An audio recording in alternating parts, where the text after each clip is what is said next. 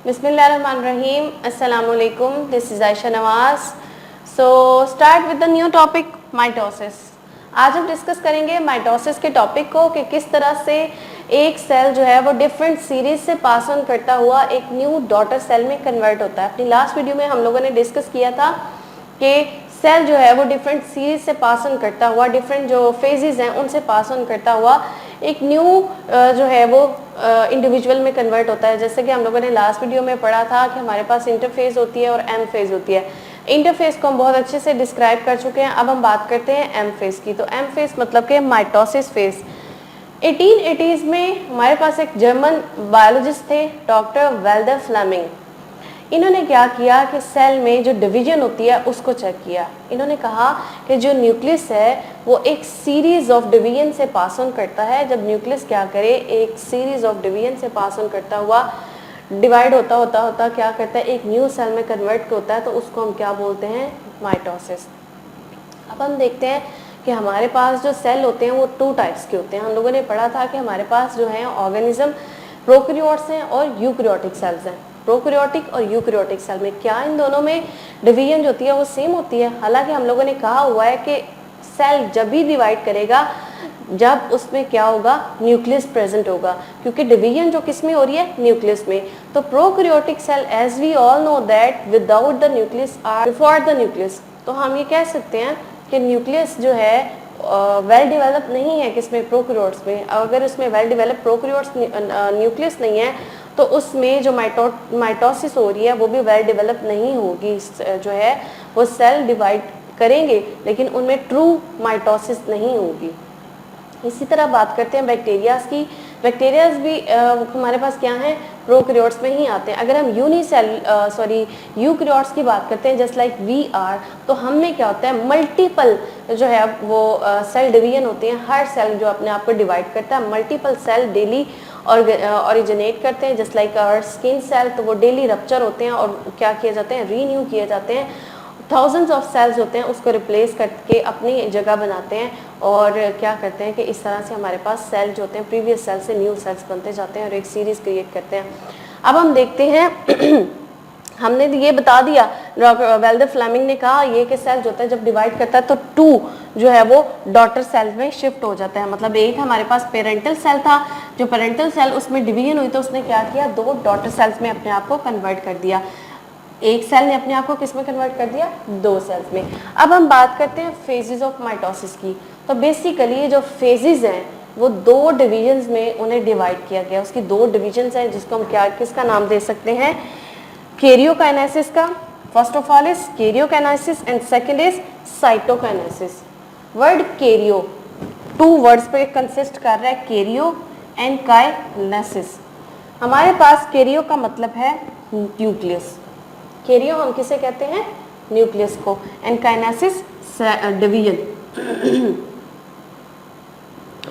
Nucleus की division को हम क्या कहेंगे, कैरियोकाइनेसिस. मतलब ये कि न्यूक्लियस जब सीरीज ऑफ डिवीजन से पास ऑन करता है तो उस प्रोसीजर को या उस डिवीजन को हम क्या कहेंगे, कैरियोकाइनेसिस. जबकि अगर साइटोप्लाज्म है, वर्ड साइटोकाइनेसिस है, तो साइटो से मुराद साइटोप्लाज्म होगा. तो साइटोप्लाज्म जब क्या करेगा, डिवीजन की सीरीज से पास ऑन होगा तो उसे हम क्या कहेंगे, साइटोकाइनेसिस. फॉर एग्जांपल आप देखिए हमारे पास ये क्या है, एक सेल.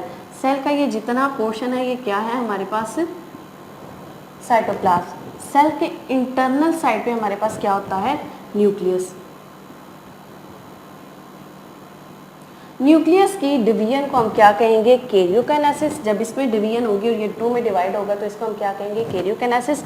और जब साइटोप्लाज्म की डिवीजन होगी तो इसको हम क्या कहेंगे, साइटोप्लाज्म. अब हमें ये देखना है कि क्या साइटोकाइनेसिस पहले होती है या कैरियोकाइनेसिस पहले होगी. क्या सेल पहले पिंच करेगा या न्यूक्लियस पहले डिवाइड करेगा.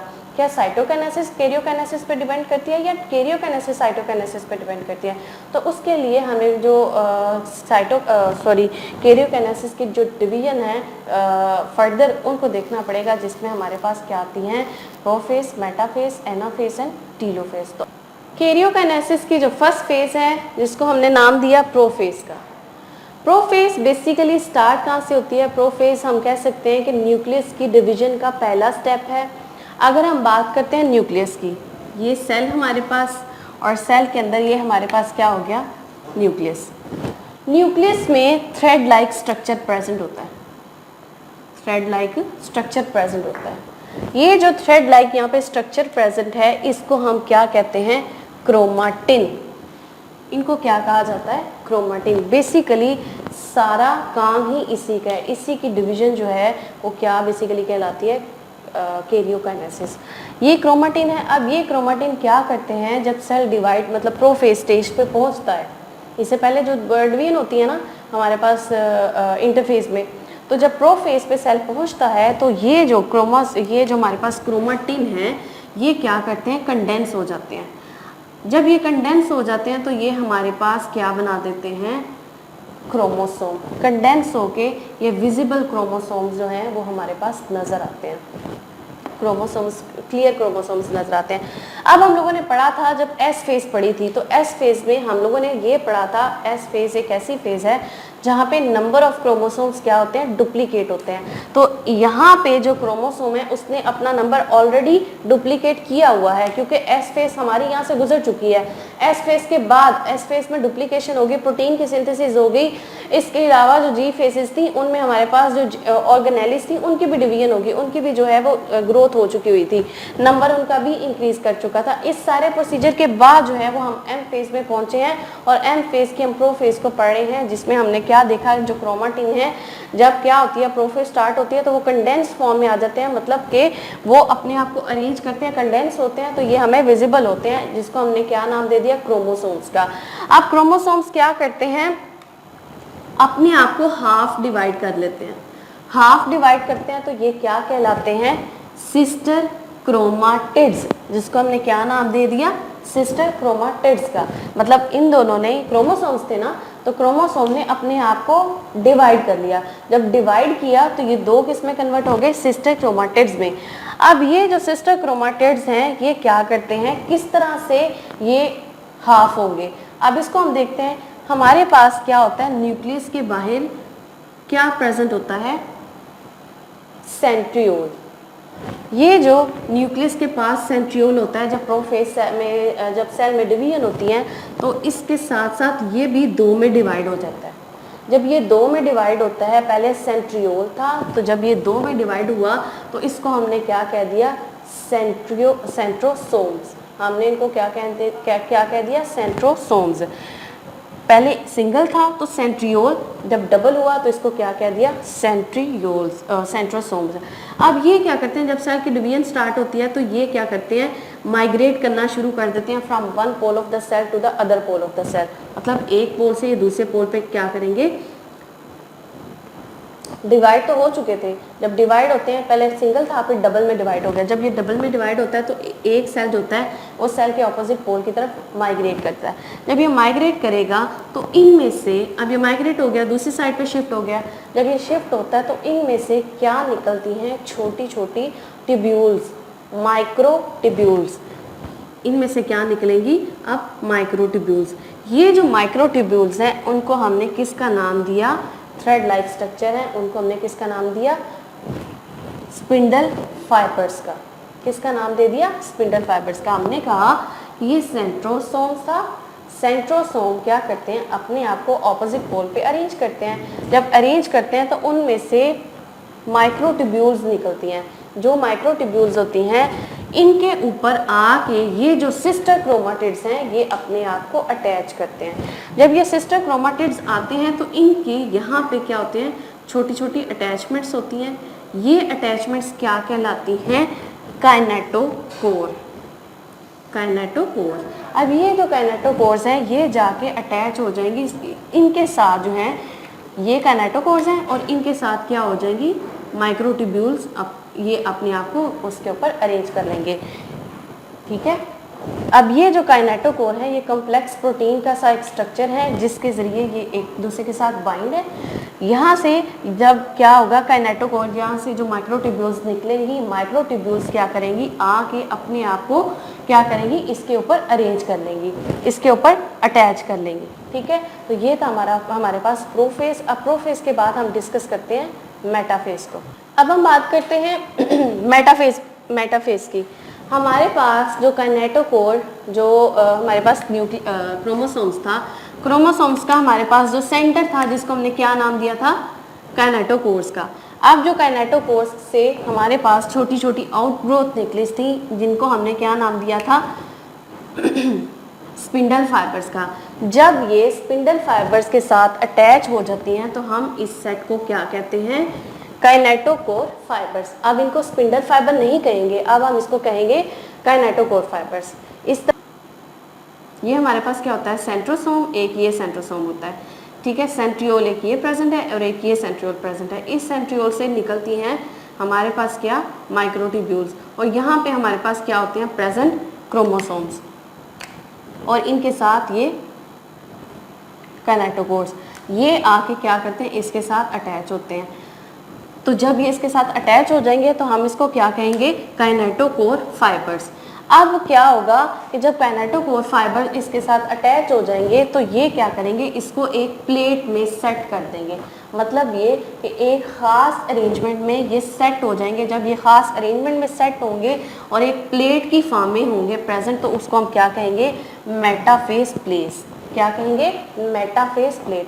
मेटाफेज प्लेट के बाद देखिए हमारे पास कुछ ट्यूब्यूल्स जो हैं, माइक्रो ट्यूब्यूल्स, कुछ फाइबर्स जो हैं, स्पिंडल फाइबर आके काइनेटोकोर पे अटैच हैं, लेकिन कुछ जो हैं वो अटैच नहीं है। जो अटैच हैं हम उनको क्या कहेंगे, काइनेटोकोर फाइबर्स, और जो नहीं अटैच उनको हम क्या कहेंगे, नॉन काइनेटोकोर फाइबर्स। अटैचमेंट को हम क्या कहेंगे, काइनेटोकोर, और नॉन अटैच को हम क्या कहेंगे, नॉन क्रोमैटिन फाइबर्स। अब जो क्रोमैटिन फाइबर्स हैं ये क्या करते हैं, क्रोमोसोम्स को स्ट्रेच करते हैं। जब ये स्ट्रेच करते हैं तो एक दूसरे को ऑपोजिट पोल्स की तरफ खींचते हैं। मेटाफेज प्लेट अरेंज करते हैं। तो ये थी हमारे पास मेटाफेज। उसके बाद हमारे पास जो नेक्स्ट स्टेज आती है वो एनाफेज होती है।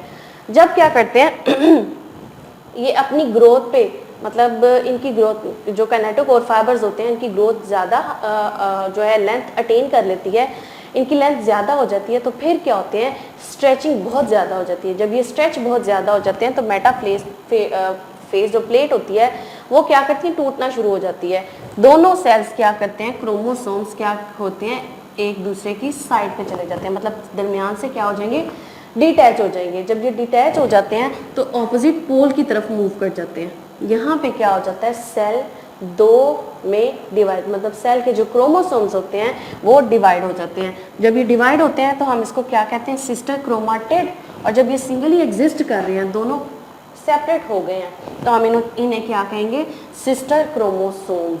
क्या कहेंगे, सिस्टर क्रोमोसोम्स। पहले तो ये अटैच थे, सिस्टर क्रोमाटिड्स थे, लेकिन जब ये दोनों अनअटैच हो गए, जब काइनेटोकोर फाइबर्स ने इनको स्ट्रेच किया, जब ये स्ट्रेच हुए तो फिर क्या हुआ, ये दो सिंगली एग्जिस्ट करने वाले जो है सेपरेट क्रोमोसोम्स बन गए।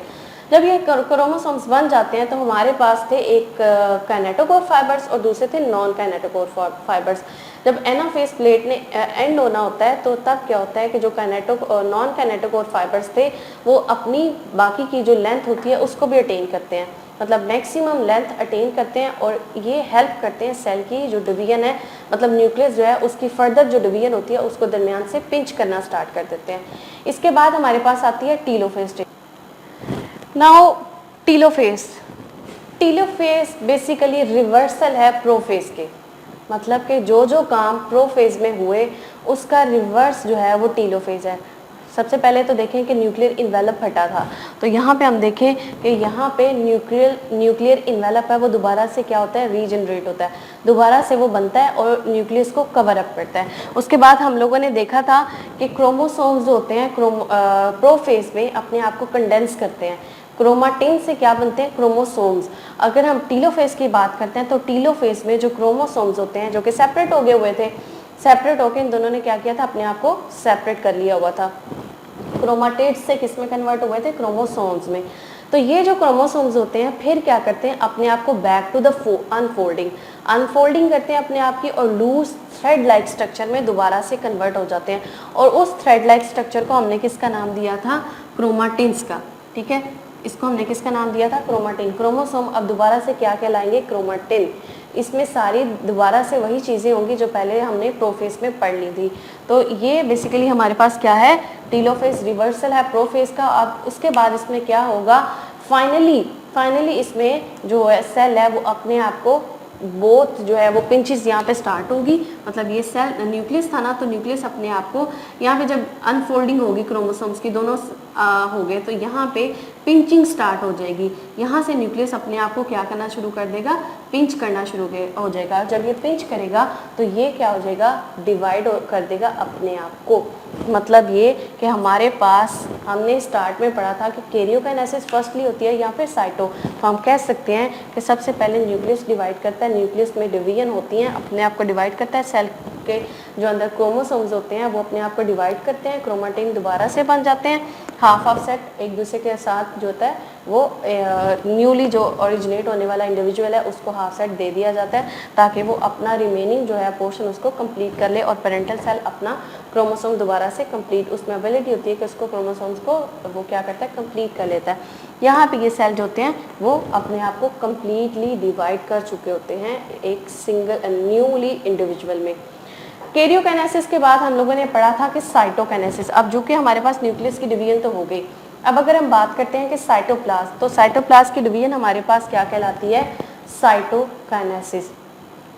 अगर हम बात करते हैं एनिमल सेल की या प्लांट सेल की, दोनों की अगर बात करते हैं तो साइटोप्लाज्म क्या करता है, ये न्यूक्लियस के बाहर वाला जो पोर्शन था जितना, इसको हमने किसका नाम दिया था, साइटोप्लाज्म। इसमें क्या हो जाएगी, क्लीवेज होना शुरू हो जाएगी, सेल अंदर की तरफ घुसना शुरू कर देंगे, एक फरो बनाएंगे, क्लीवेज फरो जिसे हम कहते हैं, यहाँ से अपने आप अंदर धंसना शुरू कर देंगे। जब ये अंदर धंसना शुरू कर देंगे तो एक इस तरह से इनमें क्या हो जाएगी, डिवीजन स्टार्ट होगी।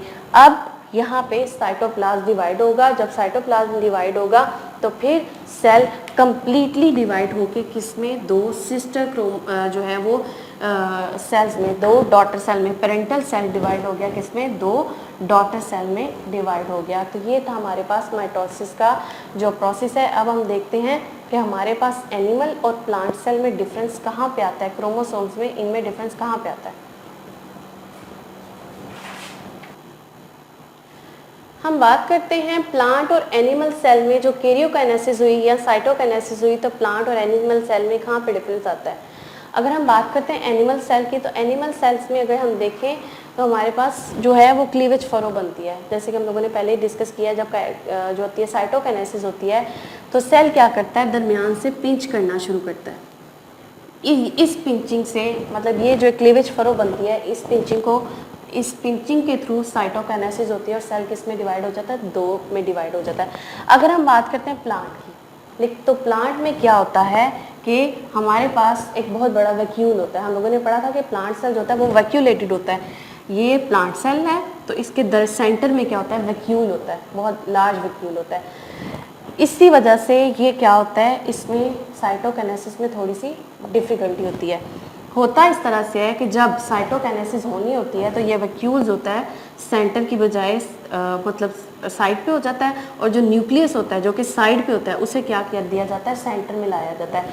न्यूक्लियस जब सेंटर में आता है तो फिर क्या किया जाता है, इसकी डिवीजन होती है। लेकिन दूसरी बड़ी वजह ये कि हमारे पास प्लांट सेल में सेंट्रियोल्स प्रेजेंट होते हैं। क्या प्रेजेंट होते हैं, सेंट्रियोल्स, जिसके ऊपर क्रोमोसोम्स आके अपने आप को क्या करते हैं, अटैच करते हैं। लेकिन अगर प्लांट सेल की बात की जाए तो प्लांट सेल में सेंट्रियोल्स का स्ट्रक्चर जो है वो प्रेजेंट नहीं होता। सिंपली क्या होता है कि कम्प्लेक्स प्रोटीन का स्ट्रक्चर, कम्प्लेक्स प्रोटीन जो है वो स्पिंडल फाइबर्स निकालती हैं अपने आप में से, ट्यूब्यूल्स, माइक्रो ट्यूब्यूल्स निकालती हैं, जिसके ऊपर क्रोमोसोम्स एक दूसरे को क्या करते हैं, अरेंज करते हैं, अपने आप को अरेंज करते हैं, और सेल क्या हो जाता है, डिवाइड किया हो जाता है। जबकि अगर हम बात करते हैं एनिमल सेल की, तो उनमें प्रॉपर एक सेंट्रियोल का स्ट्रक्चर होता है जो क्या करते हैं, अपोजिट पोल की तरफ चले जाते हैं और अपने आप को माइक्रोट्यूब्यूल्स के थ्रू क्रोमोसोम्स को स्ट्रेच करते हैं और सेल क्या हो जाता है, डिवाइड हो जाता है। इसके अलावा अगर हम बात करते हैं प्लांट सेल की, तो प्लांट सेल में क्या होते हैं, गोल्जी एपरेटस से छोटे छोटे वेजिकल्स निकलते हैं। फॉर एग्जाम्पल ये हमारे पास क्या है, एक प्लांट सेल है।